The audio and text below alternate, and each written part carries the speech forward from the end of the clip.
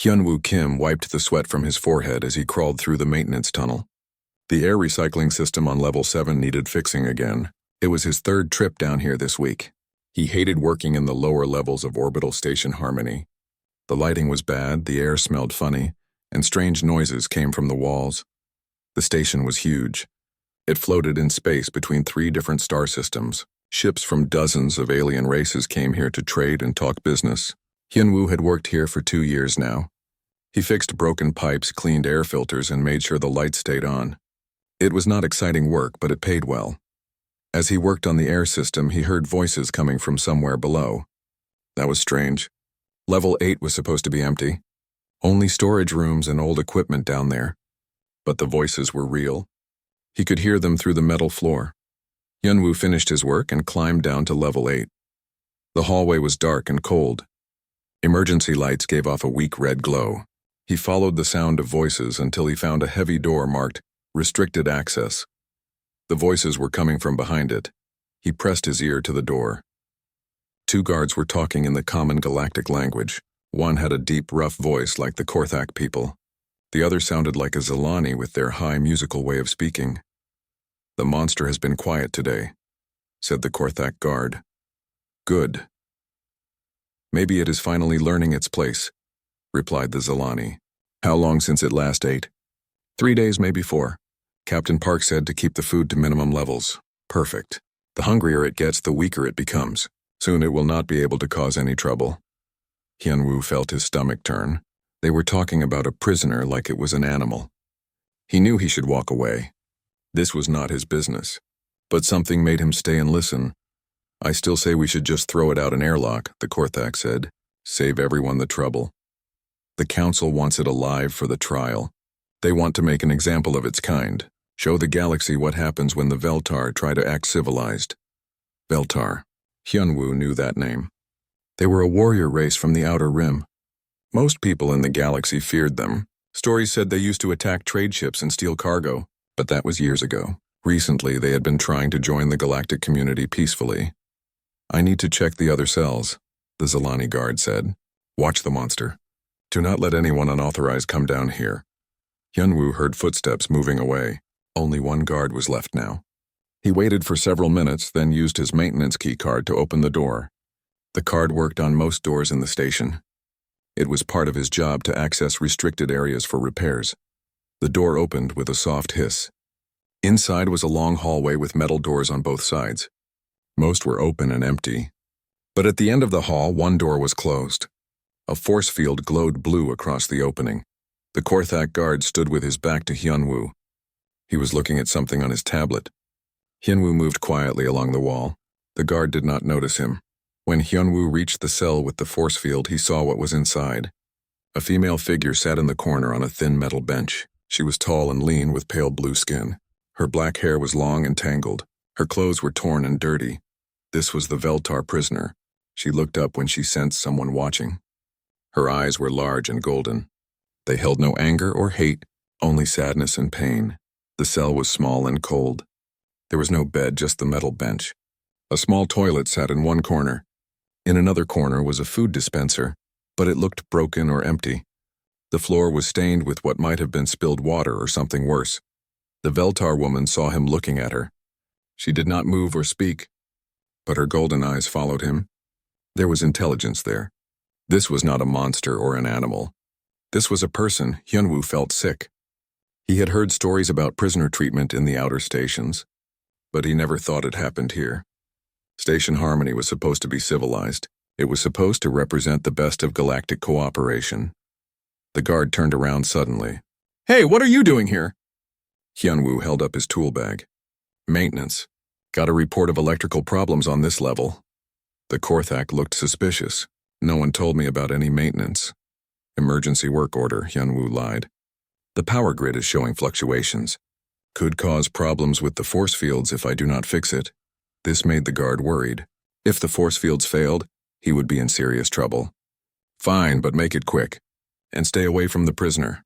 "Of course," Hyunwoo said. He walked to a wall panel and opened it. Inside were power cables and control circuits. He pretended to work while watching the cell from the corner of his eye. The Veltar woman was still staring at him. There was something about her look that bothered him. Not because she seemed dangerous, because she seemed hopeless. After 10 minutes, Hyunwoo closed the panel. All fixed, he told the guard. Good, now get out. Hyunwoo left the detention area, but his mind stayed with the image of the prisoner.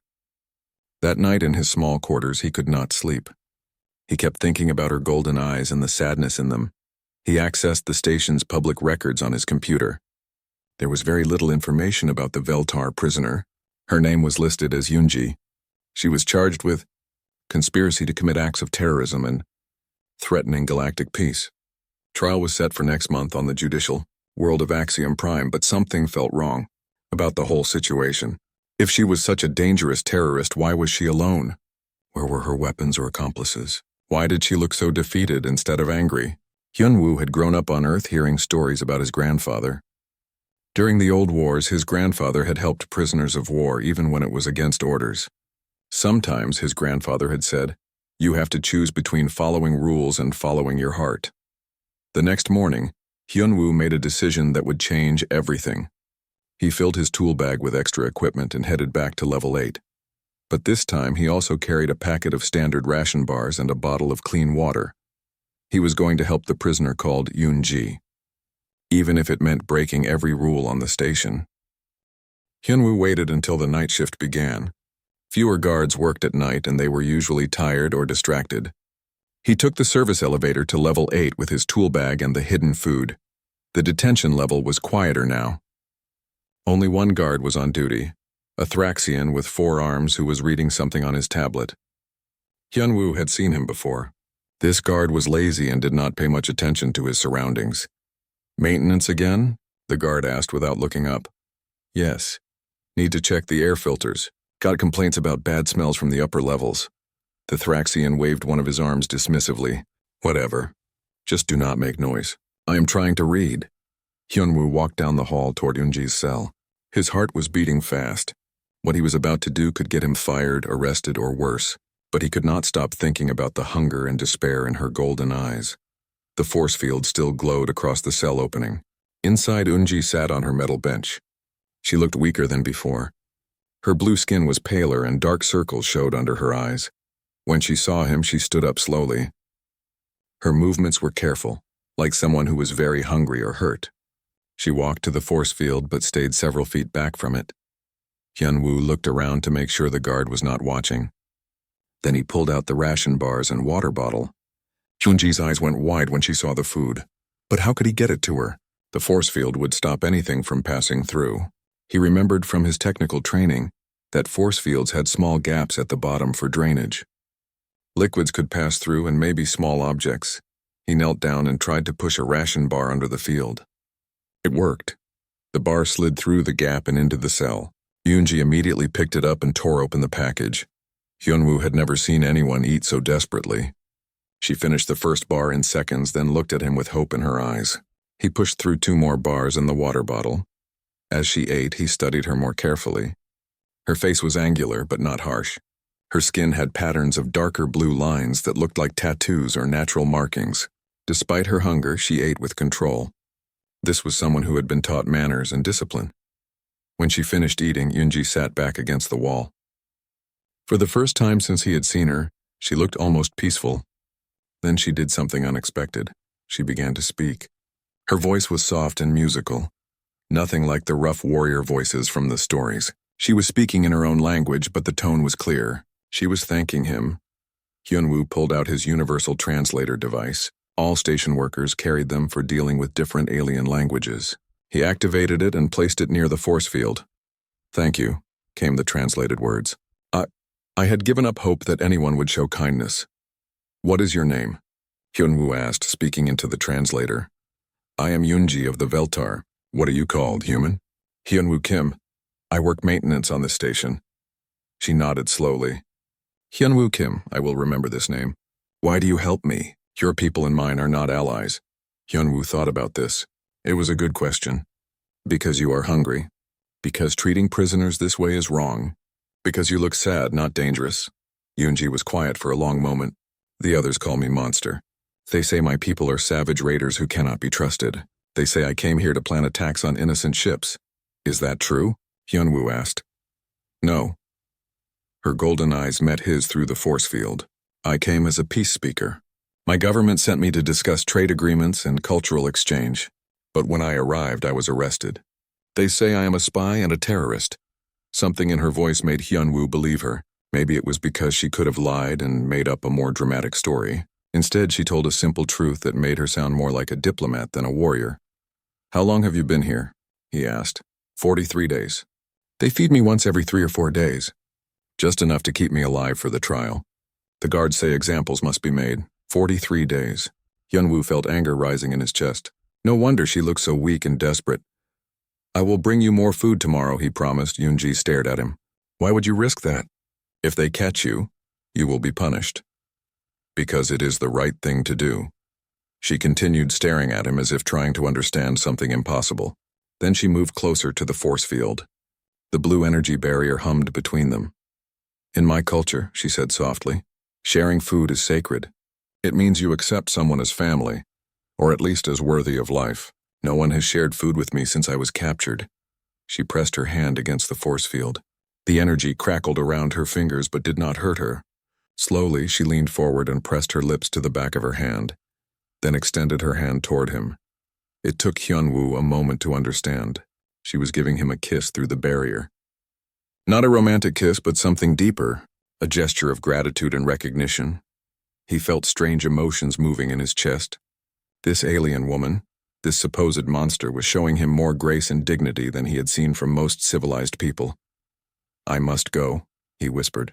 The guard might get suspicious. Hyunwoo Kim, she said as he prepared to leave. Whatever happens to me, I will never forget your kindness. In the darkest place, you brought light. He gathered his tools and walked back past the guard who was still reading. His mind was spinning with questions. If Yoonji was really a peace diplomat, then why was she being treated like a terrorist? Who had ordered her arrest, and what would happen if he kept helping her? Back in his quarters, Hyunwoo could not concentrate on anything else. He researched Veltar culture on the station's database. What he found surprised him.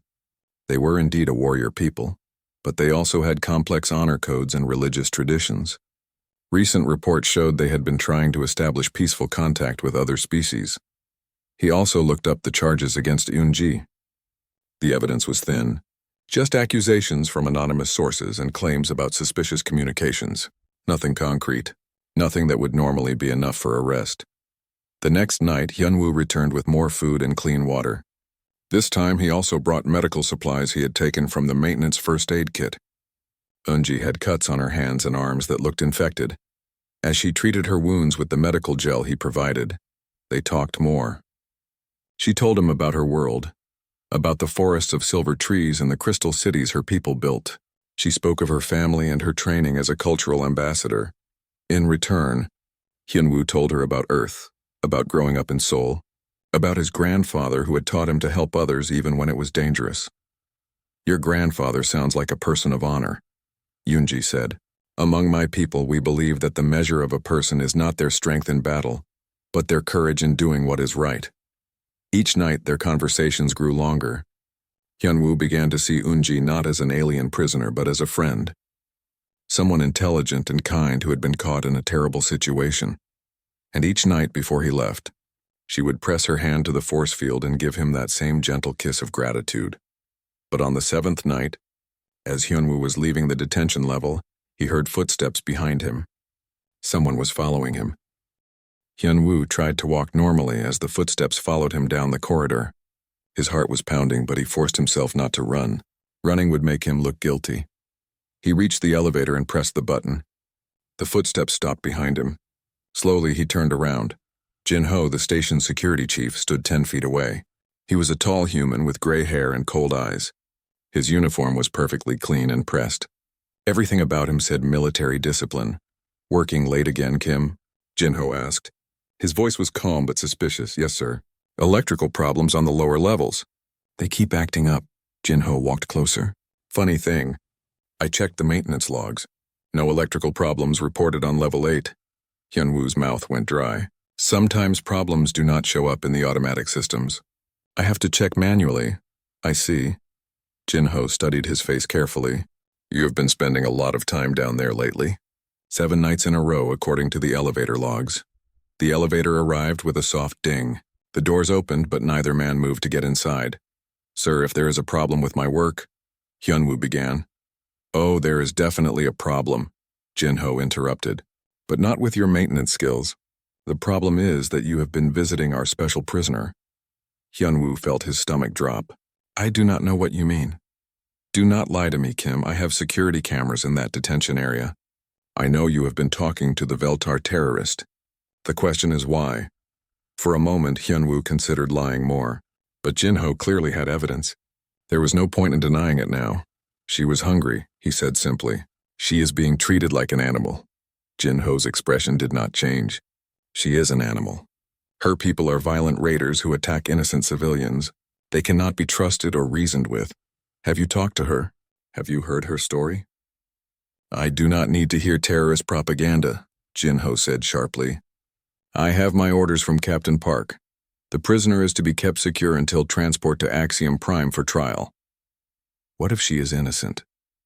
What if she really is a diplomat? Jinho laughed, but there was no humor in it. "Innocent? Kim, you are more naive than I thought.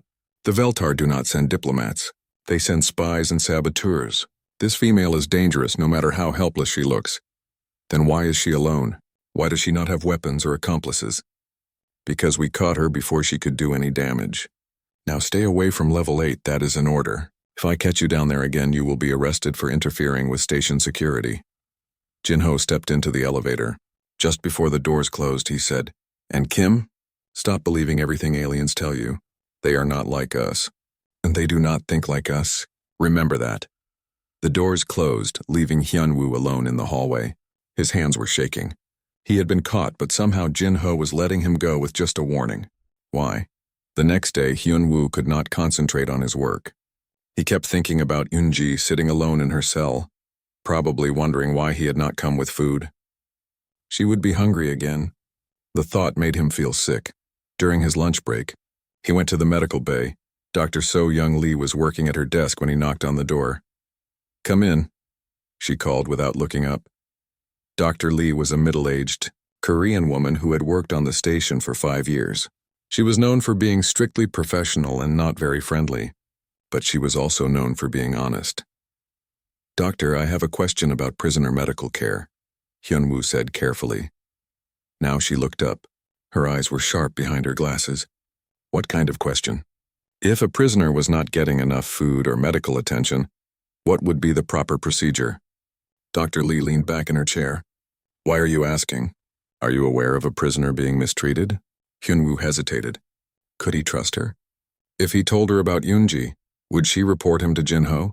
"I am asking hypothetically," he said. "Hypothetically," Dr. Lee repeated slowly. "Well, hypothetically, all prisoners have rights under galactic law. They must receive adequate nutrition, medical care, and humane treatment. Anything less would be a violation of basic civilized standards. And if someone reported such treatment, it would be investigated immediately, unless, of course, certain people did not want it investigated." The way she said it made Hyunwoo look at her more carefully. There was something in her tone that suggested she knew more than she was saying. "Doctor, have you examined the Veltar prisoner?" Dr. Lee was quiet for a long moment. Then she stood up and closed the door to her office. "Sit down," she said. Hyunwoo sat in the chair across from her desk. Dr. Lee returned to her seat and looked at him seriously. 3 weeks ago, I was ordered to examine the prisoner," she began. "I was told to check her health but not to provide any treatment unless she was dying. When I saw her condition, I was shocked. What did you find? Severe malnutrition, dehydration, several infected wounds, signs of psychological stress. I wrote a report recommending immediate medical intervention and improved living conditions." "What happened to the report?" "Captain Park told me it was classified and not to discuss it with anyone. He said the prisoner's condition was necessary for security reasons." Dr. Lee stood up and walked to her file cabinet. She pulled out a folder and handed it to Hyunwoo. "This is a copy of my medical report. I kept it because I believed someday someone would ask the right questions." Hyunwoo opened the folder. Inside were medical scans and notes documenting Eunji's poor condition. But there was something else. Blood test results that showed genetic markers. "Doctor, what do these genetic results mean?" They mean the prisoner is definitely Veltar. But they also show something interesting. Her genetic structure indicates she is from the noble class of her society. Basically, she is high-ranking royalty or government official. This hit Hyunwoo like a shock. You mean she really could be a diplomat? More than could be. Someone with her genetic markers would only be sent on the most important diplomatic missions. She is not a terrorist or a spy. She is probably the equivalent of an ambassador. Hyunwoo felt excitement and anger mixing in his chest. Why have you not reported this? Dr. Lee sat back down and looked tired. Because I have seen what happens to people who ask too many questions on this station. 3 months ago, Lieutenant Davis from security started investigating some irregularities in the cargo manifests. He was transferred to a mining station on the outer rim. 2 months ago, Engineer Patel questioned some power usage anomalies. She was accused of incompetence and fired. You think there is a conspiracy? I think there are people on this station who profit from conflict between species. Peace is bad for certain types of business. If the Veltar successfully establish diplomatic relations with the galactic community, it will hurt the profits of arms dealers, security contractors, and military suppliers. Hyunwoo stared at the medical report. Everything was starting to make sense. Eunji had been framed to prevent peace negotiations. What can we do? He asked. Dr. Lee looked at him for a long time. We? There is no we in this, Kim. I am close to retirement. I cannot afford to lose my position. But you are young. You still believe in doing the right thing? She leaned forward. If you really want to help that prisoner, you need evidence. Real proof of what is being done to her and why. Medical reports alone will not be enough. What kind of evidence? Communication logs. Financial records. Something that shows who is behind this and what they gain from it. That night, Hyunwoo sat in his quarters staring at Dr. Lee's medical report. He thought about Yoonji sitting alone in her cell, probably wondering if he had abandoned her. He thought about the kiss she had given him through the force field, and the trust in her golden eyes. Jin-ho had ordered him to stay away from level 8. But orders could be disobeyed. Rules could be broken. Sometimes, as his grandfather had said, you had to choose between following rules and following your heart. Hyunwoo made his choice. He was going to find the evidence Dr. Lee talked about. And he was going to save Yoonji, even if it meant risking everything. For 3 days, Hyunwoo planned carefully. He studied the station's computer systems and security protocols. As a maintenance worker, he had access to many areas that others could not enter. He also knew which systems were watched and which were not. Late at night, when most of the station was sleeping, he began his investigation. He started with the communication logs from the time of Yoonji's arrival. Using his maintenance codes, he accessed the backup servers in the lower engineering sections. What he found made him angry. On the day Yoonji's ship had arrived, there had been encrypted messages between Captain Park and someone on a ship called Prophet's Edge. The messages were in code, but the timing was suspicious. He dug deeper into the financial records. These were harder to access, but he found them in the accounting department's auxiliary databases. Large payments had been made to several station officers from something called Security Solutions, Inc. The company was registered on a world known for housing criminal organizations. The biggest payment had gone to Captain Park, the second biggest to Jin-ho. Even some of the guards were receiving money. But the most shocking discovery came when he found the real reason for Yoonji's arrest. Hidden in a classified folder was a recording of the actual charges against her. She had not been accused of terrorism at all. She had been arrested for violation of restricted space travel protocols, basically a parking ticket. Someone had changed the charges after her arrest. Someone had manufactured evidence of terrorist activities. Someone wanted her to disappear. Hyunwoo copied all the files to a portable storage device. But as he was preparing to leave the accounting office, he heard footsteps in the hallway.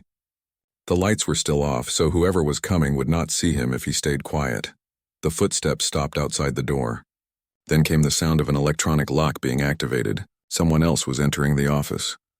Hyunwoo hid behind a row of filing cabinets as the lights came on. Captain Park walked in with another man Hyunwoo did not recognize. The stranger was tall and thin with pale skin and expensive clothes. The situation is becoming complicated, Captain Park said as they sat down at the main desk. How complicated? The stranger asked. His voice had an accent Hyunwoo could not identify. One of my maintenance workers has been visiting the prisoner. My security chief caught him but did not arrest him. I am concerned about potential problems." The stranger laughed coldly. "Problems? From one maintenance worker? Captain, you worry too much. This worker is human. Humans can be unpredictable when they think someone is being treated unfairly. Then eliminate the problem. Arrest the worker for security violations. Transfer him off the station. Or arrange an accident." Hyunwoo felt his blood go cold. They were talking about killing him. "I would prefer to avoid violence if possible," Captain Park said. "Too many accidents draw attention from galactic authorities." "Fine, but deal with it quickly. The prisoner transport leaves in 5 days. After that, she will be out of your hands and permanently silenced." "What about the trial on Axiom Prime?" The stranger smiled, and it was not a pleasant expression. "There will be no trial. The transport ship will experience technical difficulties. Very sad. All prisoners lost in space. They were planning to murder Yoonji. The whole trial was just for show. She would be killed before she ever had a chance to prove her innocence. The Veltar government will investigate if their diplomat disappears," Captain Park warned. "Let them investigate. By then, our people will have sold enough weapons and security contracts to 3 different systems to make us all very rich. The Veltar can suspect whatever they want. Without proof, they cannot act." Captain Park nodded reluctantly. "And the maintenance worker? Handle it however you think best. But remember, Captain, you have been paid very well to ensure this operation succeeds. My employers do not like failure." The stranger stood up to leave. 5 days, Captain. Make sure there are no complications." After they left, Hyunwoo stayed hidden for another 20 minutes. His mind was racing. Not only was Yoonji innocent, but she was going to be murdered to cover up a conspiracy. And he was probably next on their list. He had the evidence now. Recordings, financial records, communication logs. Enough to prove everything. But who could he trust with it? Dr. Lee had already said she was too afraid to help. Most of the senior staff seemed to be involved in the conspiracy. There was only one choice. He had to get Yoonji out of the detention center and off the station. Together, they could take the evidence to galactic authorities on another world. But breaking someone out of a high-security detention center was not exactly a maintenance job. He would need help, and he would need a plan. The next morning, Hyunwoo went to see Dr. Lee again. This time, he brought copies of everything he had found. Dr. Lee read through the files with growing shock. "This is bigger than I thought," she said quietly. "This is not just about one prisoner. This is about starting a war. Doctor, I need your help. I am going to break Yoonji out of detention." "Are you insane? Security will kill you both. They are planning to kill us anyway. At least this way we have a chance." Dr. Lee was quiet for a long time. Finally she said, "What do you need from me?" "Medical access codes, transportation arrangements, and someone to send this evidence to galactic authorities if something happens to us. I can provide the access codes, and I have contacts at the Galactic Medical Council who can be trusted with this information. But transportation? I have an idea about that." That afternoon, Hyunwoo visited the docking bay. He had a friend there, a cargo handler named Wei Ming who owed him several favors. Wei Ming was also someone who did not ask too many questions about unusual requests. "I need to borrow a shuttle," Hyunwoo told him. Wei Ming looked at him suspiciously. "Borrow for what?" "Emergency evacuation drill." Very classified. Since when do maintenance workers run evacuation drills? Hyunwoo showed him a small stack of credit chips. Since they started paying very well for help with special projects. Wei Ming looked at the credits, then at Hyunwoo's serious expression. "How long do you need it?" 6 hours. "And Wei Ming? If anyone asks, you never saw me today." That night, Hyunwoo made his final preparations. He gathered supplies, downloaded star charts, and prepared the evidence files for transmission. In 12 hours, the next shift would begin and his window of opportunity would close.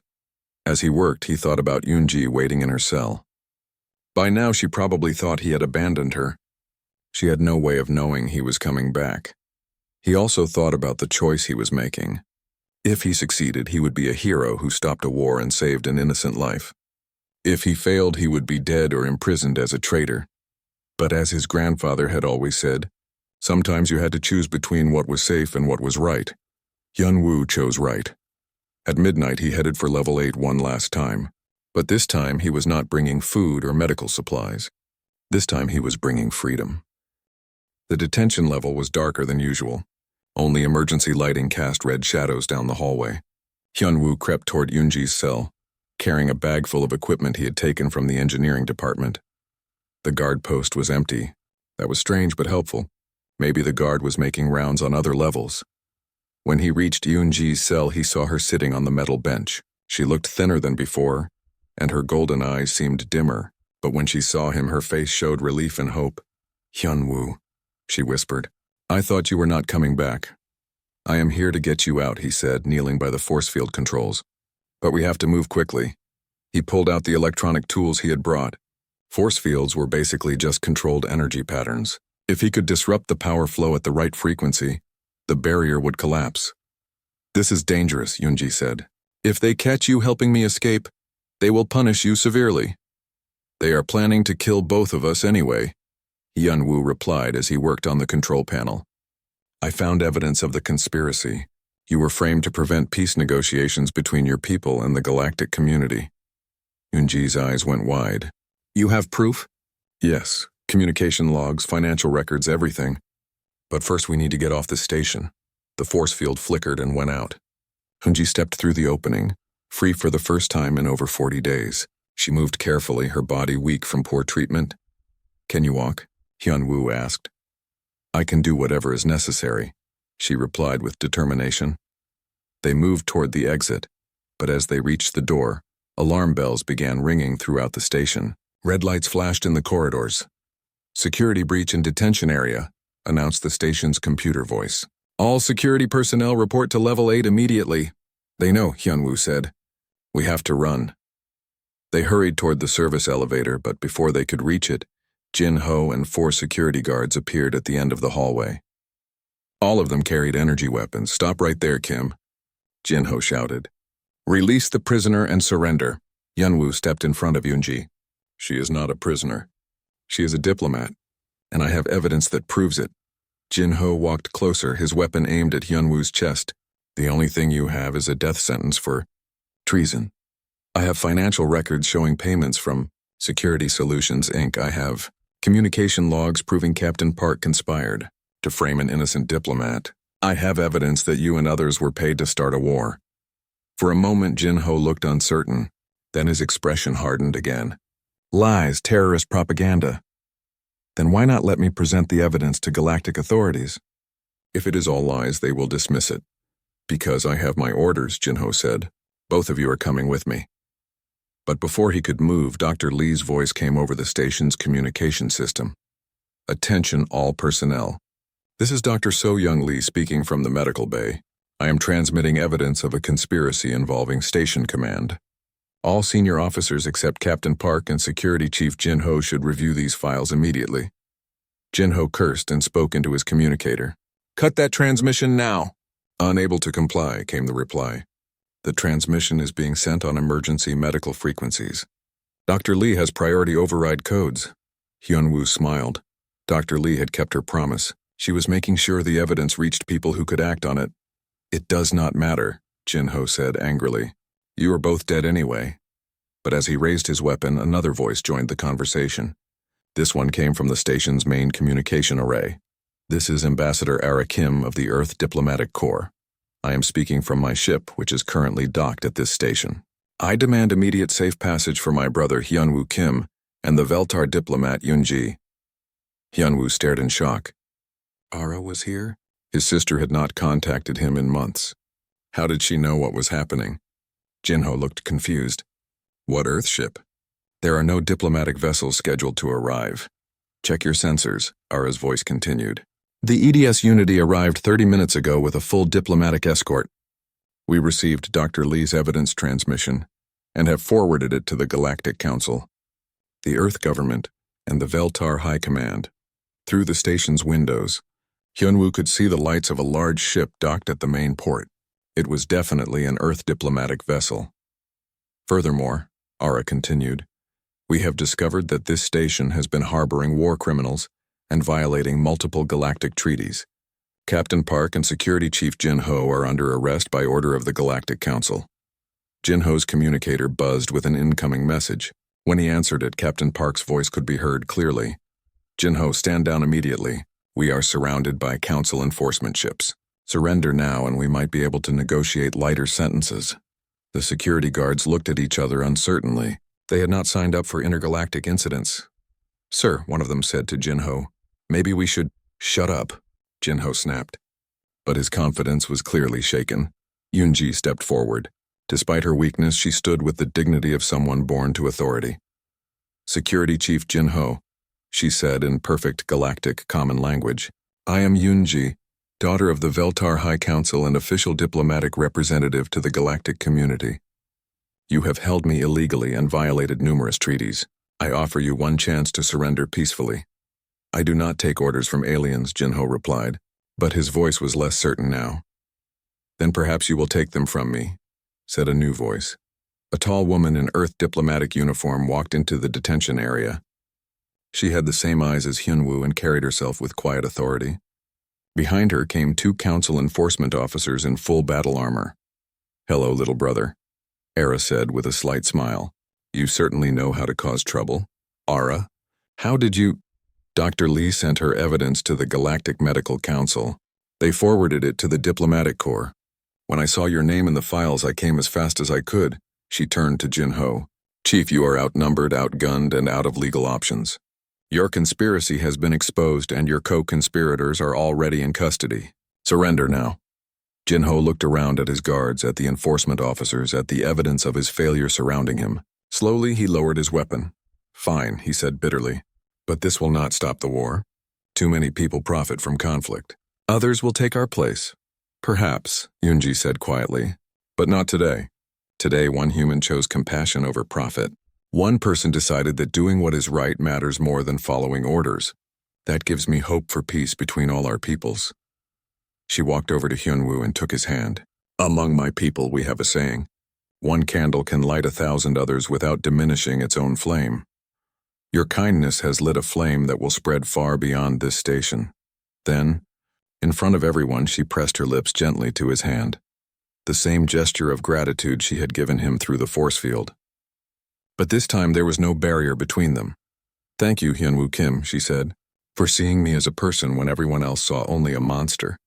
For choosing courage when it would have been easier to look away. For proving that humans truly are special in this galaxy. 3 months later, Hyunwoo stood on the observation deck of the new Earth-Veltar Joint Research Station. Through the windows he could see ships from dozens of species coming and going peacefully.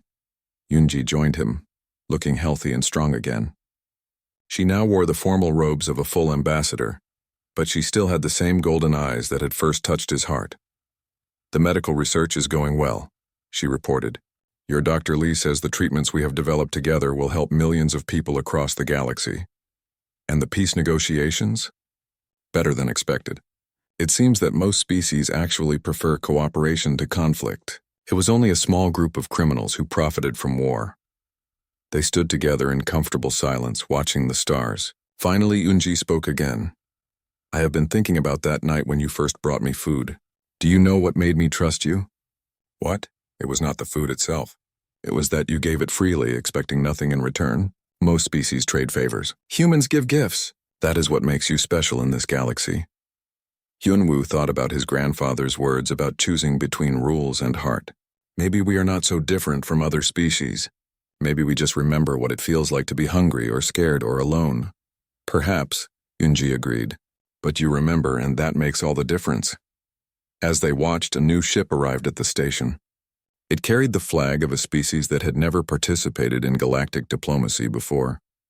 Another step toward the peace that had begun with one simple act of kindness. In the end, the galaxy learned something important. Humans were not the strongest species or the smartest or the most advanced, but they had something that weapons and technology could not provide. They had the courage to care about strangers, the wisdom to see people instead of monsters, and the strength to do what was right even when it cost them everything. And sometimes, in a dark and complicated universe, that was exactly what the galaxy needed most.